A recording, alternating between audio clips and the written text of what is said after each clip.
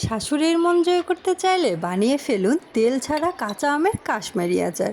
আসসালামু আলাইকুম বন্ধুরা, সবাই কেমন আছেন? আলহামদুলিল্লাহ, আমি তো অনেক ভালো আছি। কারণ তেল ছাড়া কাঁচা আমের এই কাশ্মীরি আচার খেয়ে আমার শাশুড়ি তো আমার অনেক প্রশংসা করেছে। আর প্রশংসা শুনতে কার না ভালো লাগে বলেন? তাই আমি ফুরফুরা আছি। তো বন্ধুরা, চলেন দেখে নেই এই কাঁচা আমের কাশ্মীরি আচার বানানোর জন্য কি কি করেছি আমি কাঁচা আমের কাশ্মীরি আচার বানানোর জন্য আমি এখানে 4টি কাঁচা আম ভালোভাবে ধুয়ে পিলার দিয়ে ছিলে নিয়েছি। এবং আমগুলোর মধ্যে যেন কোনো রকমের পানি না থাকে, আমি এজন্য একটু টিস্যু পেপার দিয়ে ভালোভাবে পানিগুলো মুছে নিচ্ছি। আপনারা পরিষ্কার শুকনো কাপড় দিয়েও মুছে নিতে পারেন। এই আচারটাতে কোনোভাবে কিন্তু পানি ইউজ করা যাবে না। ভিডিওটি না টেনে পুরো ভিডিওটি দেখার জন্য অনুরোধ করছি। কারণ এর যদি কোনো অংশ আপনারা বাদ দিয়ে দেন, তাহলে কোনো একটা টিপস অ্যান্ড ট্রিক্স হয়তো আপনাদের মিস হয়ে যাবে, তখন কিন্তু আর আচারটা এরকম সুন্দর হবে না। তো আমি আমগুলোকে মুছে নেওয়ার পর এভাবে স্লাইস করে কেটে নিয়েছি।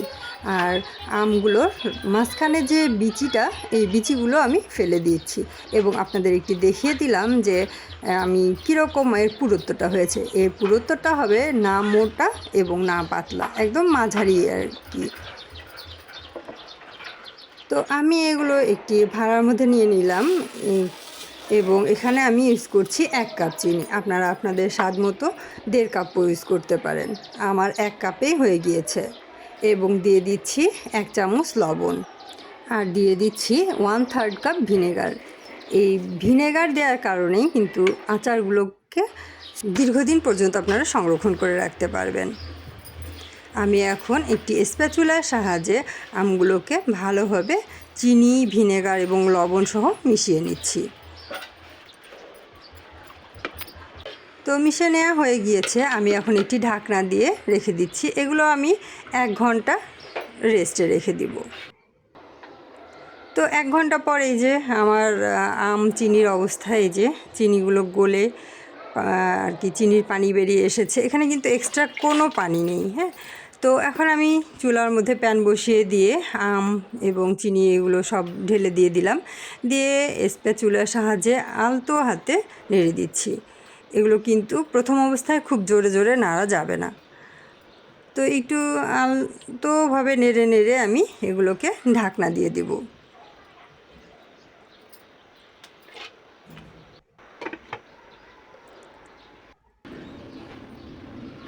দু মিনিট পরে আমি ঢাকনা খুলে আর একবার নেড়ে দিচ্ছি। এই যে আমার আমের অবস্থা দেখেন, অনেকটা কিন্তু সিদ্ধ হয়ে আসছে।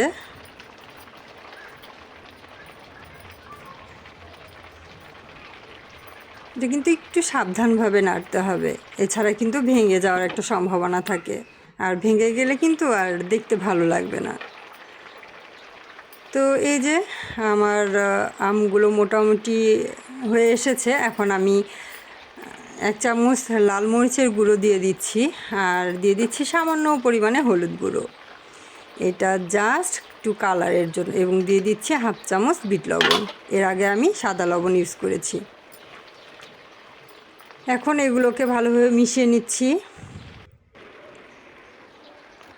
তো এই যে দেখতে পাচ্ছেন আমার কালারটা ট্রান্সপারেন্ট হয়ে এসেছে এবং দেখতেও মাশাআল্লাহ সুন্দর লাগছে।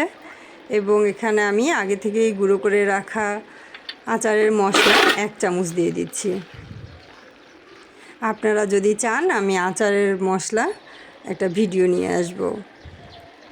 যে আমার কিন্তু আচার অলরেডি হয়ে গিয়েছে। আর দেখেন মাশাআল্লাহ চিনির রসগুলো কি দারুণভাবে গলে আমের গায়ে গায়ে চলে আসছে। এখন আচারগুলোকে আমি ঢেলে নেব। মাশাআল্লাহ কালারটা কি যে দারুণ লাগছে। আমি কিন্তু এখানে কোনো ধরনের কোনো ফুড কালার ইউজ করিনি, শুধুমাত্র হলুদ এবং মরিচের গুঁড়া দিয়েই এরকম সুন্দর একটা কালার এসেছে। আপনারাও চাইলে এরকম তেল ইউজ না করেই খুবই সামান্য মশলায় এরকম মজার মজার আচার বানিয়ে আপনাদের হাজব্যান্ড এবং শাশুড়ির মন জয় করে নিতে পারেন।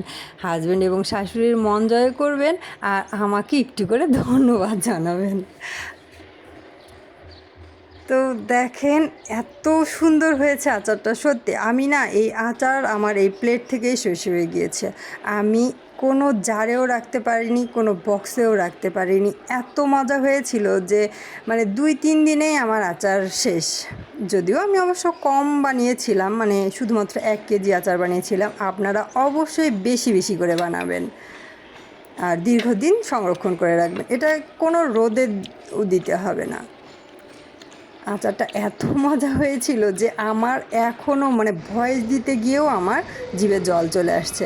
তো সবাই আমার ভিডিওটা দেখলেন, কেমন লাগলো অবশ্যই কমেন্ট করে জানাবেন। আর সবাই ভালো থাকবেন। আল্লাহ হাফেজ।